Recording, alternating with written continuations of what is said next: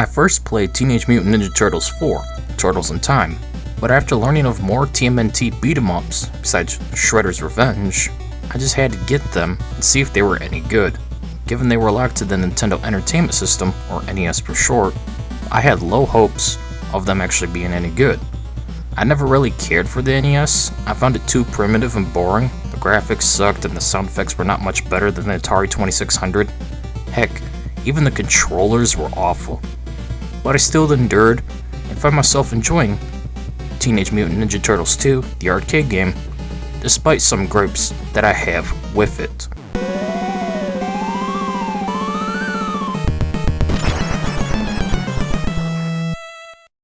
The plot of the game is Shredder kidnaps April and you must save her.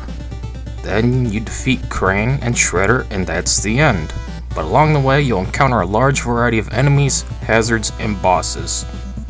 But also tons of frustration.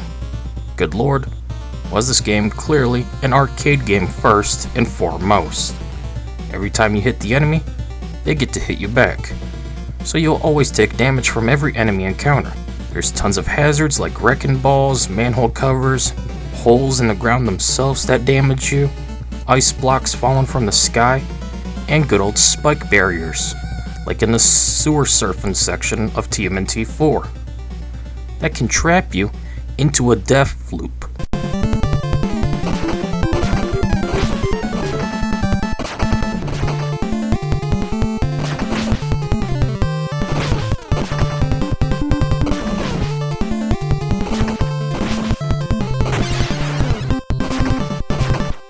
The first level takes place at April's apartment, which is on fire.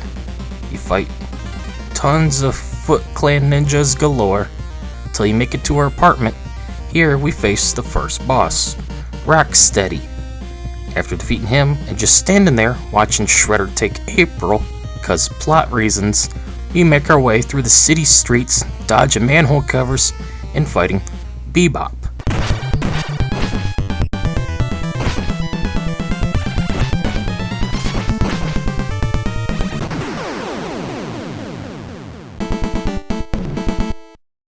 Real quick, we're going to cover the controls. Use the D-pad to move around, the B button to jump, and the A button to attack. If you combine the two, you can do a special attack. Or if you jump then attack, you can do a jump attack. And that's all there is to it. There's no blocking, there's no combos or variety. You can't throw the enemies at the screen or anything. It's very, very basic. Very, very stripped down from the arcade. But hey, if you could get past the highly repetitive, mind-numbingly droll combat and just enjoy the fact that it's a TMNT game, you will have a fun time. But that doesn't mean you won't also be frustrated as hell, which we'll cover in a little bit. Of course, it's TMNT, so we need to go into the sewers. No! Here, we face the annoying little biter bots that are hard to hit, and several Foot Clan members. In the end, we make it to Baxter in human form, and he loves to drop those little biter droids. So you keep jump kicking him till he dies. This is one of the more annoying bosses, because you can only hit him this way, and due to the perspective, it can be kinda hard to be precise with your attacks. And the hitboxes seem to be all over the place. Sometimes you do hit him, sometimes you don't. But he will guarantee to always hit you, especially for those little droids. So yes, it's a very annoying battle, and those little bots don't help. God, those guys are annoying. Exclusive to the NES version apparently, according to research for this game I did, the next level is unique to this version of the game, being a snowy park as Baxter unleashed the Weather Dominator or whatever, and there are a lot of annoying snowmen robots, Foot Clan, and falling ice blocks to keep putting you into the cold, cold ground. Eventually, you get to the unique boss of this level, Tora, and he is a cheap shot motherfucker.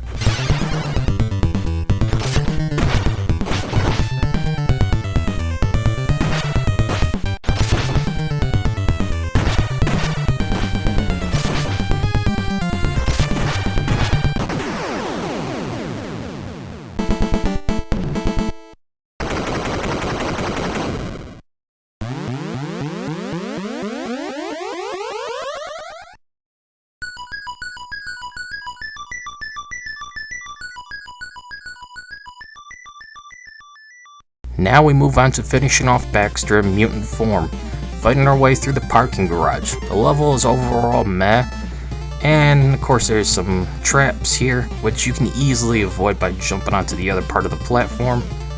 And I always hate how in these games, all these hazards only affect you. It doesn't hurt the enemy. Why can't the enemy be zapped? Why can't the enemy be crushed? Why can't the enemy fall through a hole in the ground? Why is it only the turtles that get hurt?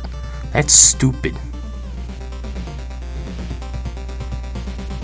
So yeah, while the level has some issues with that, the boss itself isn't hard because you just fight off Baxter in his mutant form, and he goes down real easy. He's pretty much a little bitch.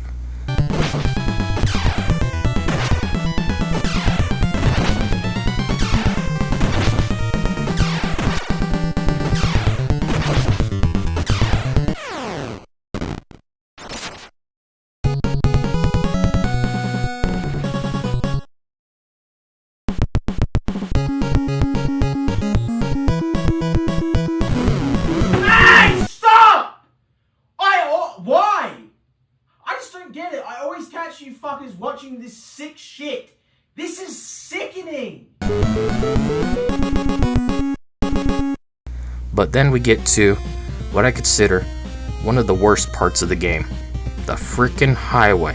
A highway to hell. Here, you just keep moving and dodging Foot Clan bikes and cars, fighting tons of Foot Clan, and getting hit by giant tires. Damn, these guys must be strong to lift those giant things while looking like twigs.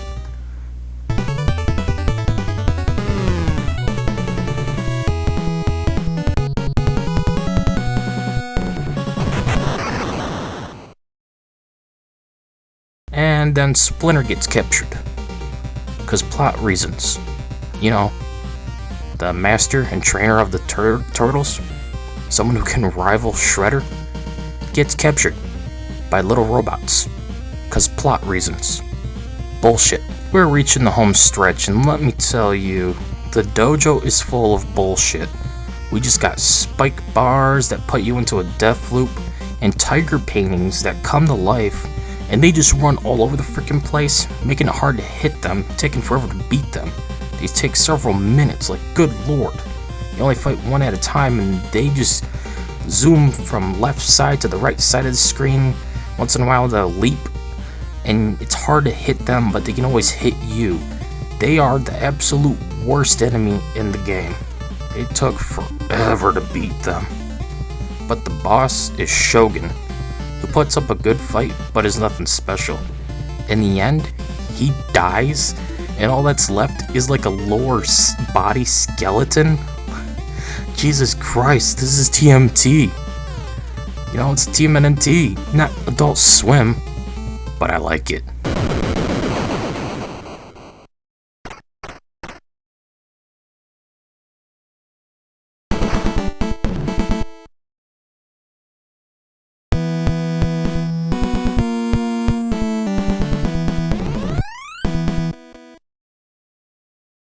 The last level is the traditional loads of bullshit experience. We go into the Technodrome with tons of cheap shots and deaths galore, tons of enemies that just won't stop coming, tons of hazards to dwindle what little lives you have left, and of course, they only hurt you, 'cause Konami. Thank God for cheat codes. Even Konami knew of this, and in the Cowabunga collection, they included a God mode for this game, 'cause they knew it was poorly designed. I absolutely was agitated beyond belief at this point. I was so ready to just quit the game. Hell, I didn't even know if this was the last level or not. I never played this game before. It felt like forever, with so little to the combat in comparison to TMNT 4 and Turtles in Time. That didn't help the game out either, but I endured. I fought and defeated Krang, who cheap-shotted non-stop, easily blocking and countering you and attacking you several times before you can get a single hit on him. But nothing compares to the last boss, Shredder. Oh dear God, was he a pain in the fucking ass. He ain't lying. Shredder is everything wrong with final bosses in games, especially in the arcade era. He keeps knocking you down, barely giving you any time to hit him once per life. He takes forever to defeat and he keeps splitting himself, so you gotta deal with 2 Shredders at once. And they do also love to spit roast you. Like, good God. This was so infuriating, but I stayed strong and finally defeated him after like freaking 10 minutes. It felt like, if not even longer. Then the Technodrome blows up with the credits rolling on by. I did it after a little over an hour of frustration, and thank God for infinite lives via Game Genie. I can say without a doubt, the game is just okay. What? At the end of the day, I do recommend Teenage Mutant Ninja Turtles 2, the arcade game for Nintendo Entertainment System. Yeah, try saying that 10 times fast. Yeesh. It's got problems, but if you can get some cheat codes and a buddy to play with, you'll have more fun with it than alone and vanilla, as the game needs cheats to be beaten. Unless, you're some type of freak of nature that can do it no problem. But that's about it for this video. Time to move on to the other TMNT games in the future. So, see you guys all later.